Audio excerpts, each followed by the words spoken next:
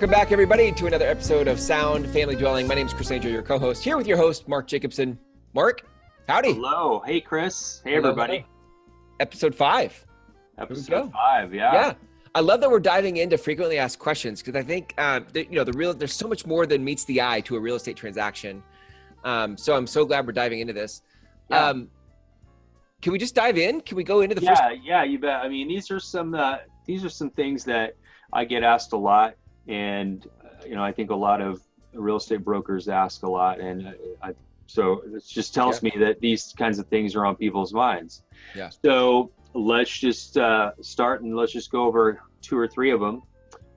Yeah, what's the first one you usually get asked here? Well, for people who want to buy a house, they pretty much say, hey, I'm thinking of buying a house. What are my first steps? So really the first steps that I tell everybody is you need to talk to a mortgage lender and find out where you stand in your qualifications to purchase a home through financing. Right. So basically find out what you qualify for. If the houses in the neighborhood that you're looking in are $400,000 in that price, $400,000 to $500,000, well, you want to find out from a mortgage lender if that's what you qualify for. Right. And you may find out that you do, and maybe you find out you qualify for even a lot more than that. But you might find out you qualify for a little bit less. So you need to change your expectations of where you want to live. I would imagine too on that, Mark, that not just how much is your monthly mortgage payment going to be, but also what's the down payment you're going to have to bring, what other kind of costs are associated, because you might be able to make the monthly payment, but you may not have the cash for the down. Right. And so it's really important that you talk to a mortgage lender, find out where you stand, find out all those parameters as far as down payment, what your assets need to be, and what your income and employment needs to be.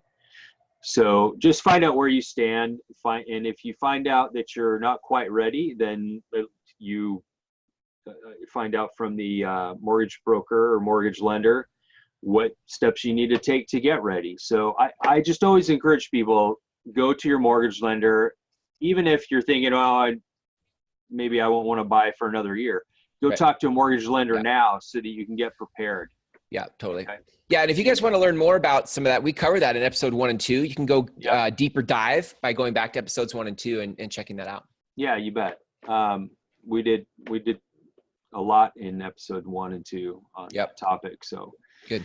And then for sellers, people who are thinking about selling their house, they say, well, how do I get started with that? What are my first steps? Mm-hmm. Well, there are a few things that you do, right? First thing though is to get a market analysis done. So let's do a market analysis, find out what your property is really worth. Then we compare that with what you hope to get and what you need to get out of the sale and what you're trying to accomplish. Right. Contact me at soundfamilydwelling@gmail.com to get started on that.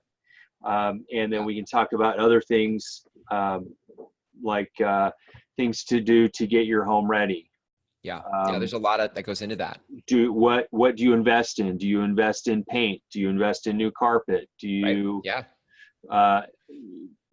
get a new roof or have things repaired? These are all things that we would go through together based on the condition of your home and what your home is worth, and also what the market is expecting at that time. So, yeah, because there's a distinction between like somebody, I've had people in the past who are like, well, I had my house appraised, but appraisals aren't necessarily the same thing as what a house could sell for in today's market. An appraisal is simply what a bank is trying to ensure they could, rebuild the house for, right? Right. Yeah. You're exactly right.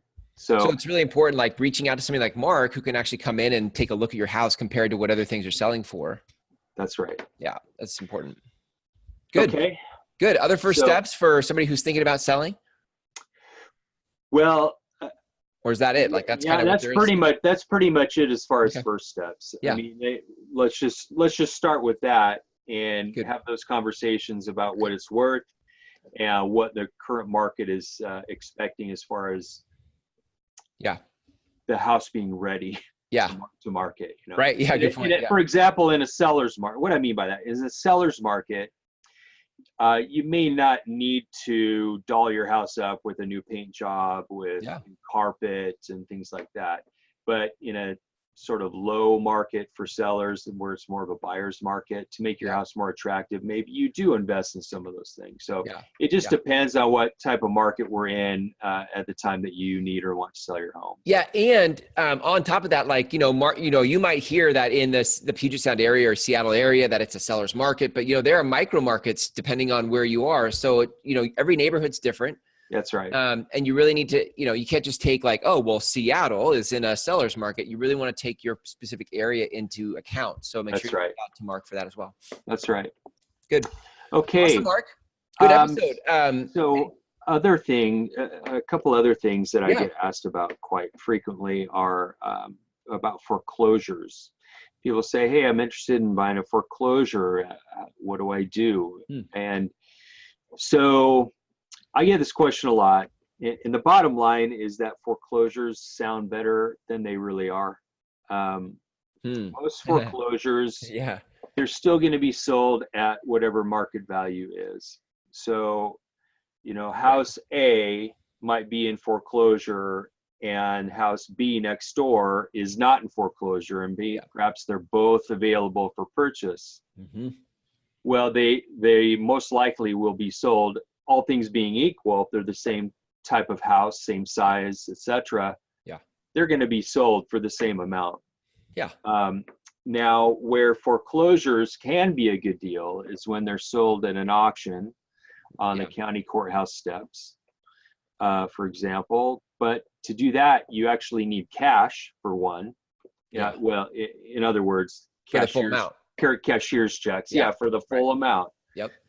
And you're also going to be bidding against other savvy investors. So I've had a little bit of experience in this, working with some investors many years ago.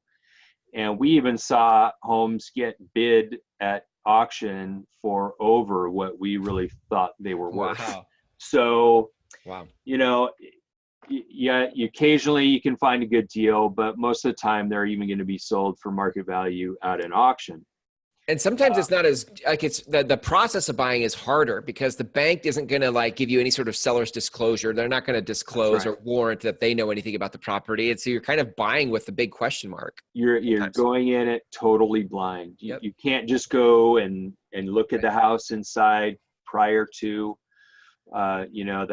the homeowner that's being foreclosed on, their life's falling apart. So, you can't just go knock on the door and say, hey, I want to buy this at an auction next week. Can I come in and take a look? It's I'm not saying that's impossible to do, but that's really a delicate situation. So you're exactly right. You're really going in blind on those. And so again, you can occasionally get a good deal doing that, but once again, you have to have cash to do that.